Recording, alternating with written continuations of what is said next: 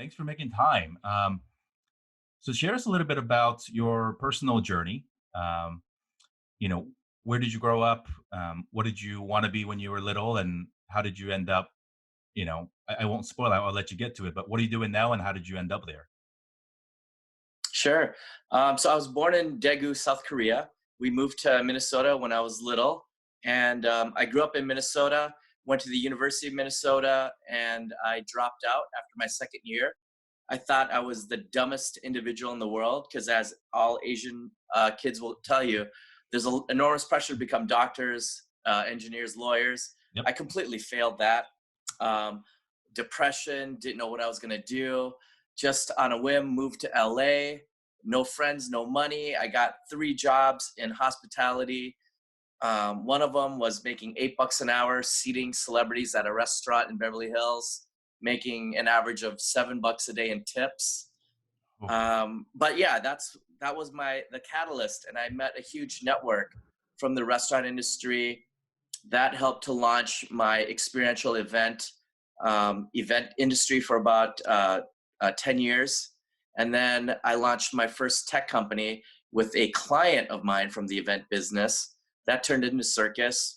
Surkus is now $250 million dollar valuation.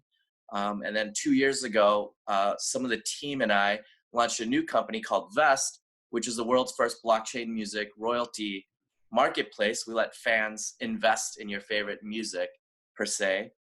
And that company is really exciting. It's utilizing blockchain. It's changing the world of music. And I sit on an advisory board capacity on five or six other companies, some tech, some non-tech related. And that's where I'm at today. let's go back to you transitioning from hospitality into the experiential event business because, like you mentioned, I would rightfully and wrongfully, and I think it's mostly wrongfully. A lot of us from our generation were raised to believe that there were only three career options on the menu, to use a restaurant reference, and ordering off the menu was really not an option. Um, so, how did you know that, taking the experience that you had, the restaurant business is really a human business of figuring out what people want and need and helping them with that? And you said you did it for about 10 years.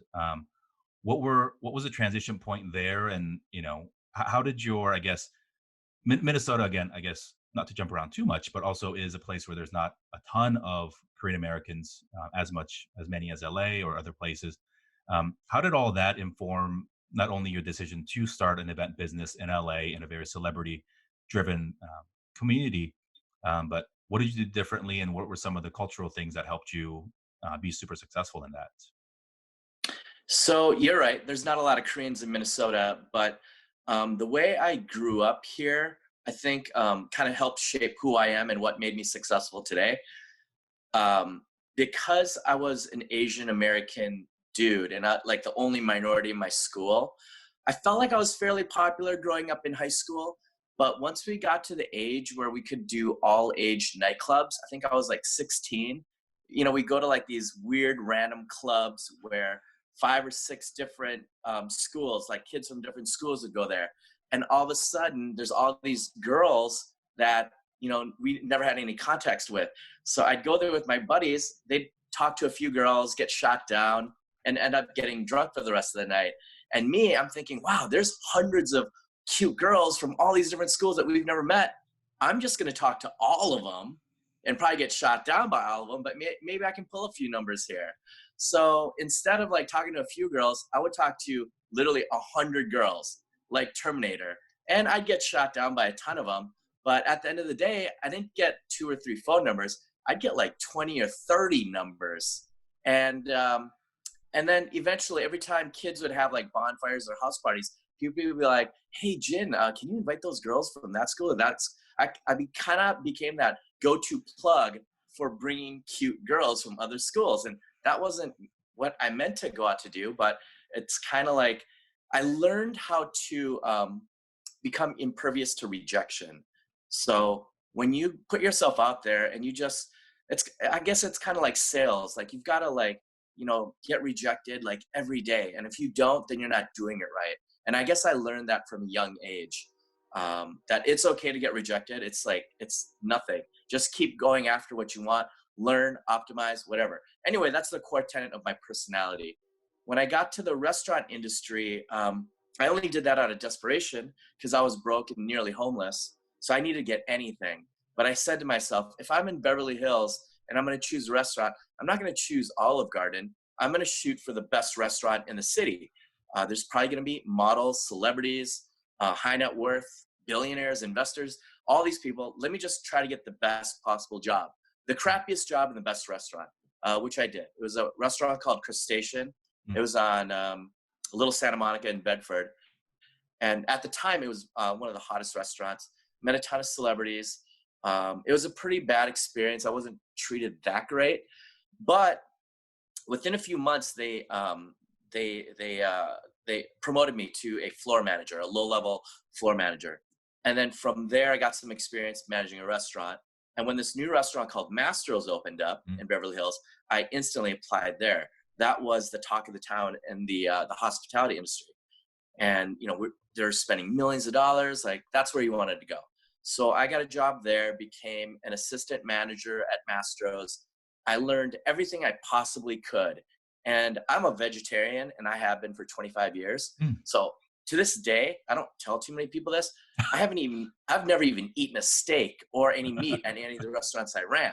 I always just kind of like lied and told people, oh, I can't try that. I'm dealing with gout. Oh, I've got health issues. So I'm vegetarian now. So I kind of told people that. But anyway, at Mastro's, I rose up the ranks. I ended up running the restaurant, taking it from zero to nearly 20 million a year. Every table was a captain of industry.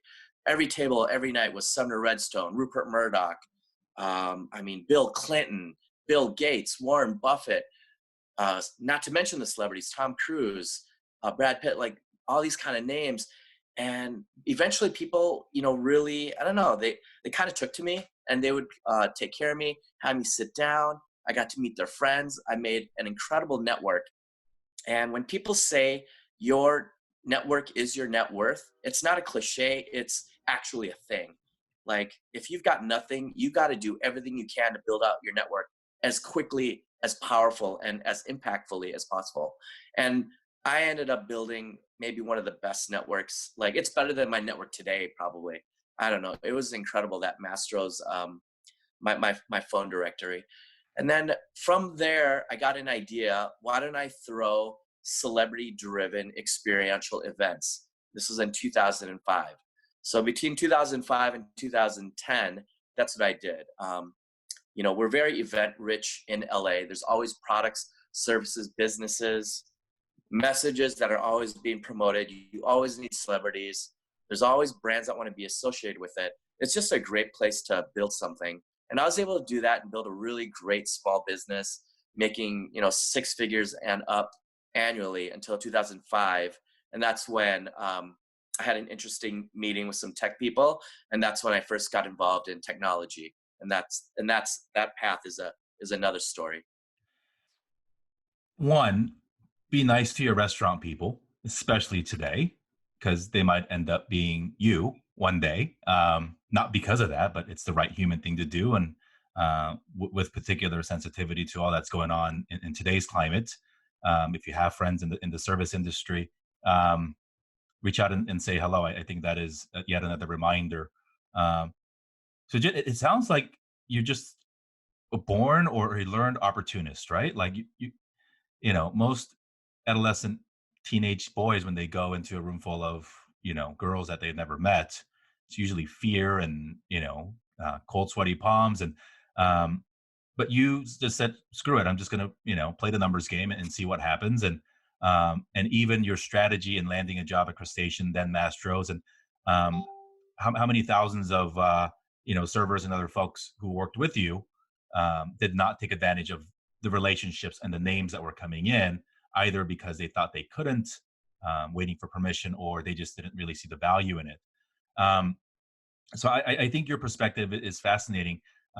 Your success now, professionally in the tech world, gives you a different perspective on money and wealth and all that. But these stories that you're telling today with great clarity lets me believe that you still have that to ground you and to give you perspective of all that's going on. Um, Before we get to the Facebook group and the project that you started a couple weeks ago, I want to learn a little bit more about um, you, the Jin, as the founder and sort of the people manager, and what do you value? I guess what do you value in the ideation stage when you look at things to invest in, or the two companies that you started, and what kind of people do you look to help you join to run these businesses? Because none of us can really do this alone. I guess the things that I look for are the things that I don't possess. I don't have a traditional educational background. I'm not a scientist. I'm not a data scientist. I'm not a mathematician. I'm not a coder, a developer. I'm almost unemployable. I kind of I'm kind of a visionary. I think hopefully with my personality, I can sell things. My skill set is building partnerships, strategic alliances, joint ventures. My skill set is building rapport, and that's kind of valuable for some companies, I guess. But in terms of like scaling a business, man, I first of all, I want other people who are dreamers, people who don't take no for an answer, people that don't believe anything's impossible. You have to just you have to go up to the plate wanting to hit a home run every time, even if you strike out all the time. Like I need to see that, like, unwillingness to just not settle. um if there's so many easier businesses that to do than tech businesses. I don't know if you could get into like franchising, flipping houses. There's so many easier things, but with tech there's enormous risk. There can be enormous reward, but you've got to be quite the visionary. You're constantly raising money, so it's very stressful. It takes a unique individual. So I want to find people who are different than me, who are better than me at other things. I want to be the dumbest person in the room, around the people that work for me or that I'm working with. Because if I'm the smartest people in the room, then I'm in the wrong damn room. Through the last 20 years of your experience, from the restaurant to where you are now, what is the most important money lesson you've learned? Sometimes you need to cash in your chips. Um, Back in the Mastros days, man, I had so many high net worth individuals and just influential people that always said, "Hey, Jin, I feel like you're better than just the restaurant industry. What's your next step? Can I invest in you? Like, I feel Mm. like you'd be great, at this or that." Um, I had an idea for a company like Open Table. Are you familiar with Open Table software? So that didn't exist back in 2005. Maybe it did, but we didn't even have it. We put all of our reservations on a giant sheet of paper, Mm. and then we managed it manually, and then called people the day of and Right. and confirmed reservations. I had an idea for an open table, and I had quite a few people that would ask me, and that was kind of like my thought, the next evolution of restaurant reservations. But I never took advantage of it. Even in the 2008 stock market crash, Bear Stearns, Lehman Brothers just evaporated into thin air. Trillions of dollars just disappeared in our world. And when I bought a loft downtown for pennies on the dollar because of the real estate crash, a huge Chinese whale of a customer, he said, "Hey, Jin, why don't we buy every unit available in that whole building and maybe all the other buildings?" I said, "Oh my God, I'm not going to name his name, but that sounds insane. What? We don't even know if this is going to rebound. I'm literally buying this because I want to live here. I think I could retire in this loft. So that's why I'm buying it. I don't want to just buy it and try to flip it. Like, the whole world seems to be crumbling down." And I never pulled the trigger on that. Had I pulled the trigger on that, we would have, I mean, not now, but had we sold, let's say, a year ago, there would have been generational wealth created from that, obviously. Yeah. What building did you live in downtown? One of the SB lofts, the Okay, very very shy cool. buildings. Yeah. Uh, yeah, I actually was in real estate around that time in downtown and ran the sales office at Barker Block, which, Oh, okay. similar to you, everybody said you're crazy. We had to give people directions to come to us, avoiding certain parts of downtown because otherwise they would turn around and go back home. Um, Economically, but also, situationally, the Arts District nowhere near what people know it is today.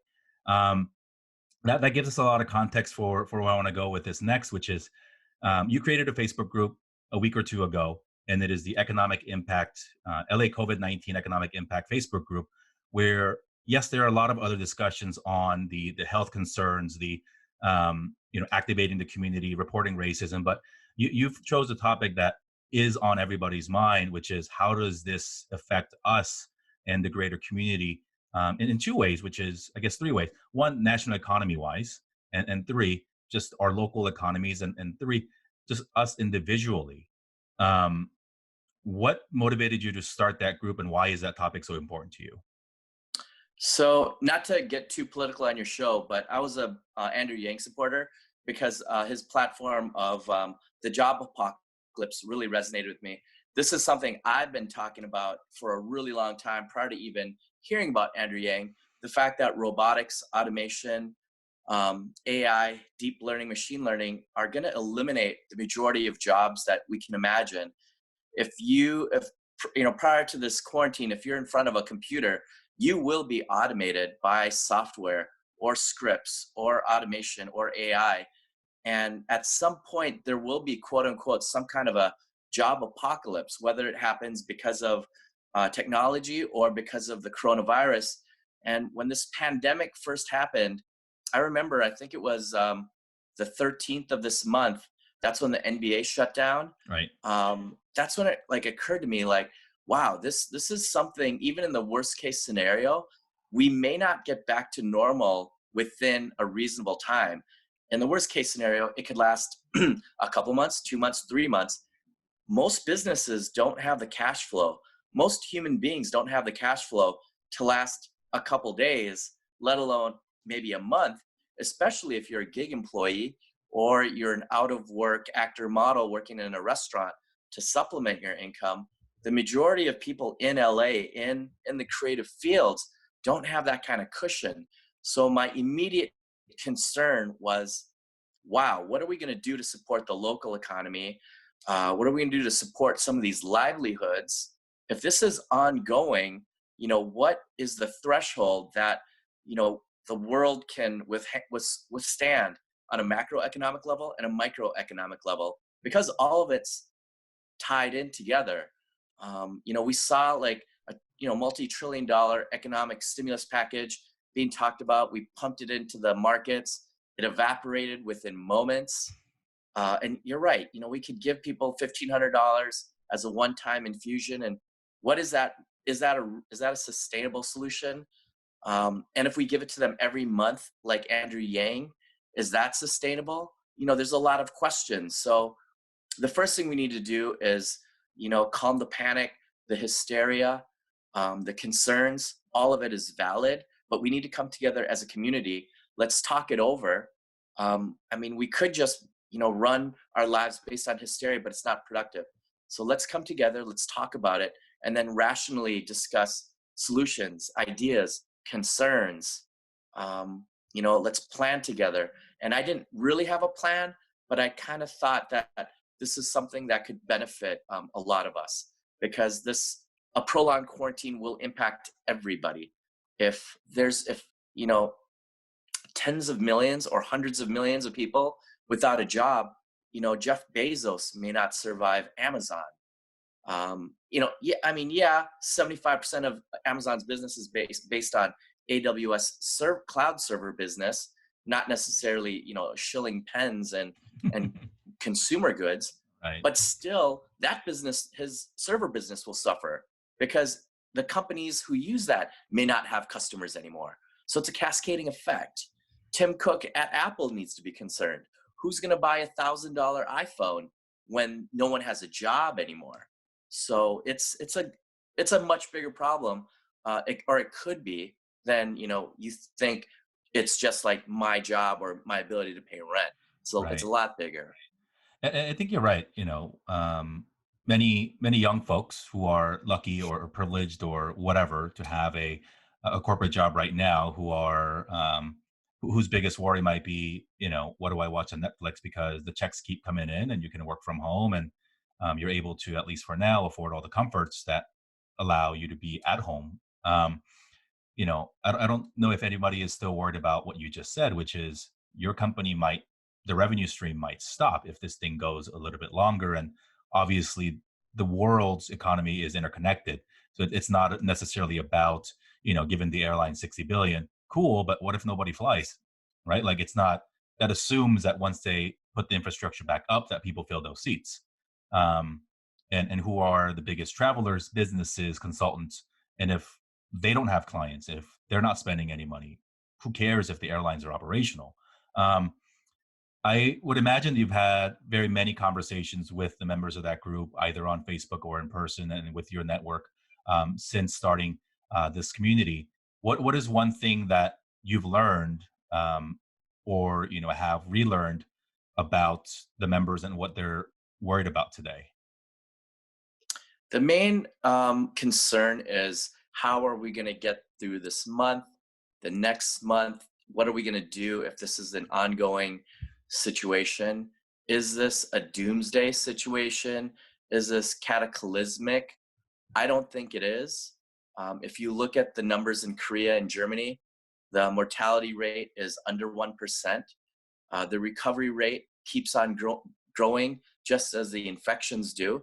Doesn't mean don't take it seriously. We do need to. It's legitimately a pandemic, but I don't think this is an extinction event.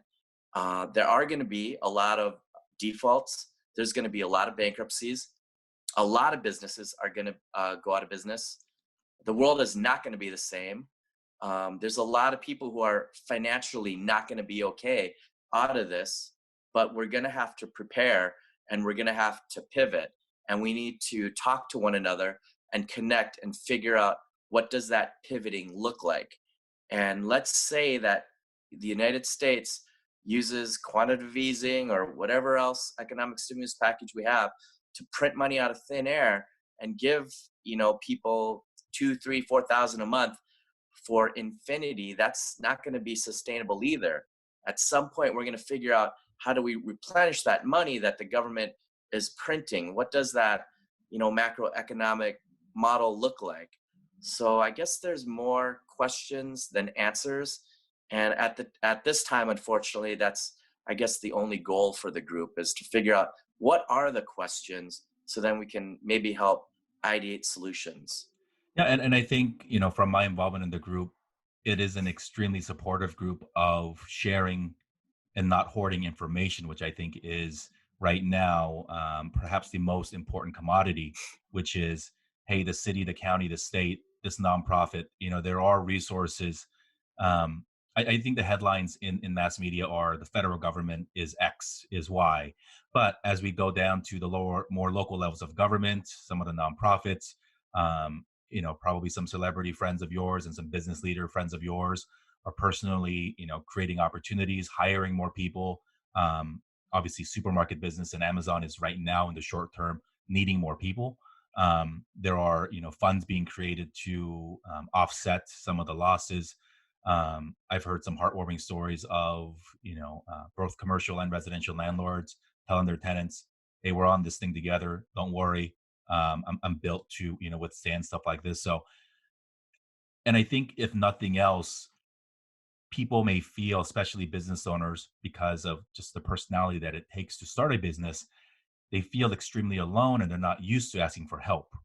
They are literally built to figure things out themselves. And that's why, not why, but that's one of the big, characteristics of being an entrepreneur is to figure out stuff yourself. So I think for you to have created a forum where it is a comfortable and welcoming group for people to figure things out when there's so much information out there, um, Hmm.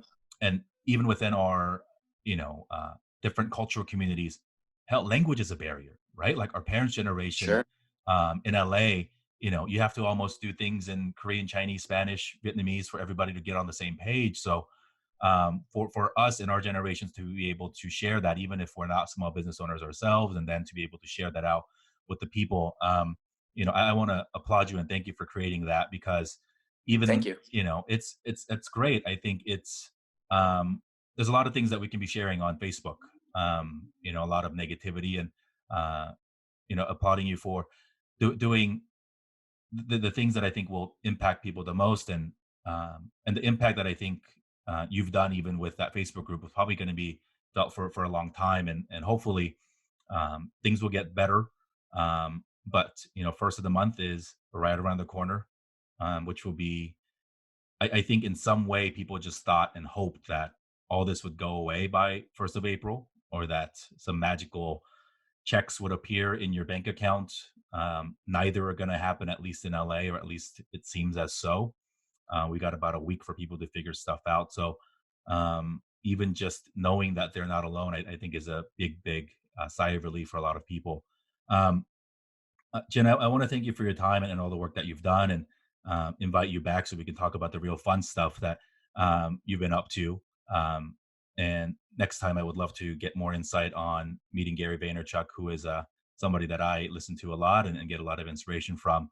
But given all that's going on, I want to end this conversation the way that we end most of our conversations, which is going back to the name of the show, which is Dear Asian Americans. The inspiration point was to start conversing with each other, from each other, to write each other love letters and inspirational letters so that we can all get through not just this, but life in general together. Um, so I will start the letter. And if you could help us finish out the show by finishing the letter. Um, yeah. Dear Asian Americans. So, dear Asian Americans, I know that we're in a time of great uncertainty, fear, and we don't know what the future holds. Those are legitimate concerns, but please don't drown in the panic or the hysteria that's going around. Try to stay off the phones, try to get off social media.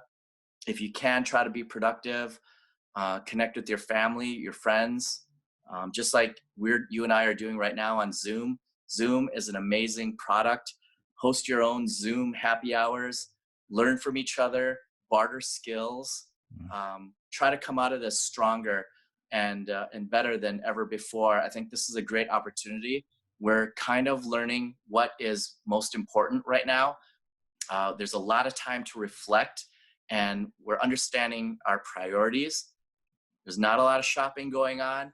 There's not a lot of frivolous things. We're kind of getting back to the basics.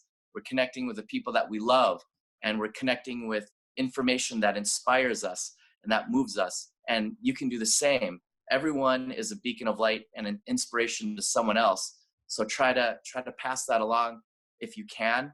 I'm not trying to be totally altruistic, but these are the ways that give me pleasure when I can help teach, share, inspire with others. And I hope other people that can do that for me. So especially within the Asian community, as you mentioned earlier, there's not a lot of us in media, in music, in film, in television. There's not a lot of us to look up to. So we've got to do it for each other. I don't see the Asian community do that as much as the African American community, the Jewish community. There's a lot of communities where they're just like, if anything I can do, any information I can share, any resources, it's yours, brother. Like that is the evolutionary shift that Asians should take and adopt after this. Just be completely foolishly generous with your information, resources, and knowledge if you can. I would love to see that. Thank you. And you're doing that now.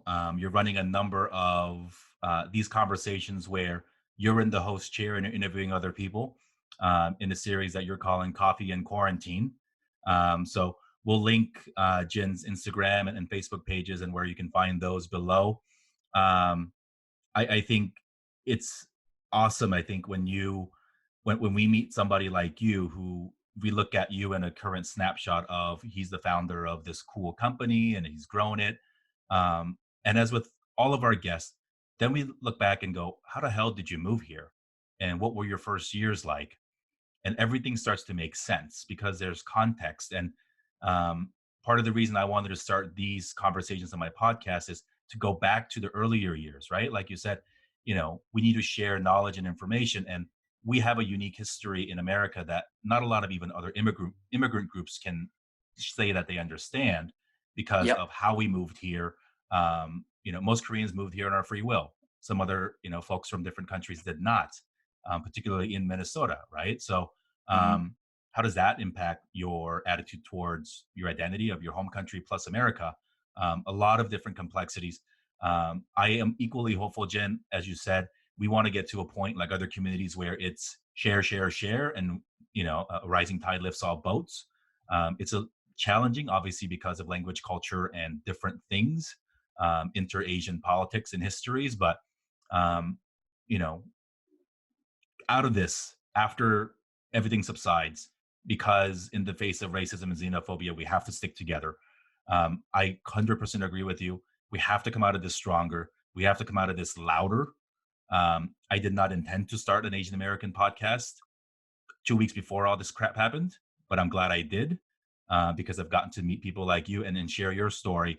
Because, like, you're right, this is a time where we need to be sharing positivity and hope and resources. And so, thank you so much for making the time.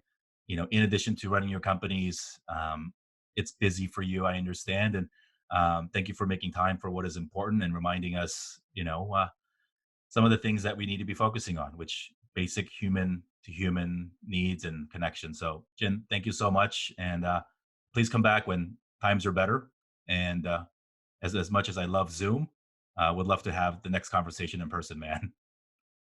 Yeah, the feeling's mutual. Thank you so much. I'm honored to be on your podcast. Thank you, Jin. Be safe, and I'll see you next time. You bet.